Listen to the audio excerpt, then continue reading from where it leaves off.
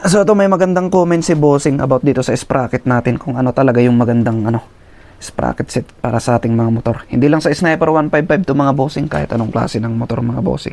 Basta di kadena. Alam nyo mga Bossing, itong stock na sprocket set ng ating mga motor, kagaya na lang dito sa Sniper, the best talaga na sprocket set mga Bossing sa ating mga motor ay yung stock mga Bossing. Design ng engineer yan mga Bossing, balance siya para hindi hirap yung makina natin. Yung meron pa rin siyang dulo pero yung kanyang andar ng makina hindi siya ganong hirap. Lalo na dito sa mga single overhead cam mga Bossing dito sa Sniper. Sa mga dual overhead cam kasi more on high RPM yun mga Bossing, kaya kahit high speed yung ilagay yung mga sprocket nyo doon, talagang dudulo siya. Pero ang disadvantage lang talaga yung kanyang arangkada. Not like dito sa Sniper na single overhead cam. So talagang nakadesign siya para talaga sa arangkada mga boss. Then doon sa kanyang 6 gear mga Bossing ay parang cruising na lang yata yun. Dahil single overhead cam siya, hindi hirap yung makina sa high RPM. Tapos yung takbo niya, medyo magaan ba siya. Meron na rin siyang BVA para yung kanyang takbo sa dulo hindi magdadrop. Steady pa rin siya. Parang sa bangka ba, steady na lang yung takbo niya na ganyan na magaan.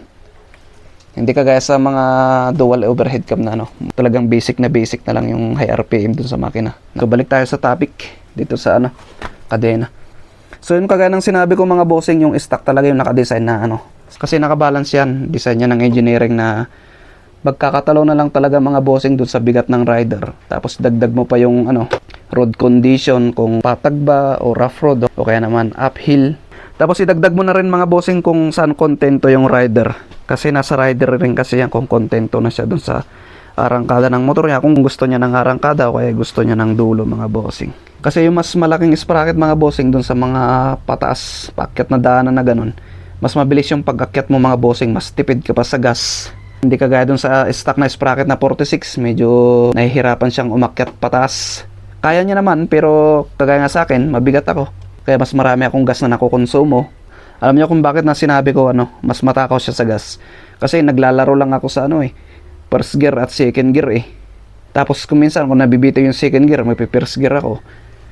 Ang ending, hirap na hirap yung makina natin pakyat. Masyado siyang mabibrate. Tapos napakabagal ng arangkada natin pataas.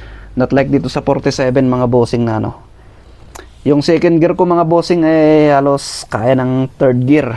Naglalaro ako sa second gear, third gear mga Bossing. Kung single lang ako, mag-isa lang ako. Kaya mas mabilis yung pag-akyat natin, tapos mas tipid pa yung gas kasi nga nasa third gear, second gear siya naglalaro. Hindi pa hirap yung makina natin.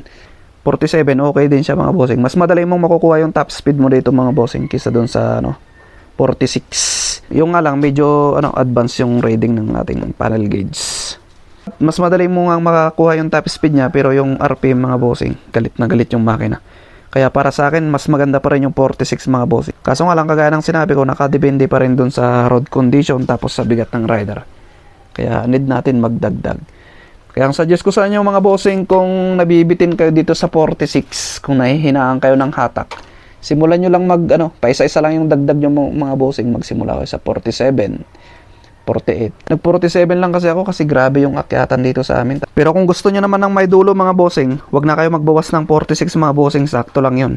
Kasi pag yung 46 binawasan nyo ng isang ngipin, kaya sabihin nyo 45 teeth, 14, 45 teeth, wala, iiwan na lang kayo ng ibang mga motor mga Bossing kung ganun. Kasi nga mabagal yung arangkada nya. Hanggang na lang talaga mga Bossing, kung stock yung motor natin, 46 lang talaga yung kumbaga ay minimum nya. Tapos pag magdadagdag ka na lang yun, hanggang 40 pataas, ganun. Maliban na lang kung loaded yung makina ng inyong mga motor, pwede kayong mag-late talaga ng sprocket. Pero pag usapang stock, ganun lang mga Bossing. Comment down below mga Bossing kung ano yung magandang suggestion na sprocket set mga boss na para sa inyo mga Bossing. At kung anong magandang explanation para dun. Sharing tayo dito mga Bossing para matulungan natin yung mga kapwa nating Sniper 155 user. So yun lang po, ride safe po sa ating lahat. Peace out.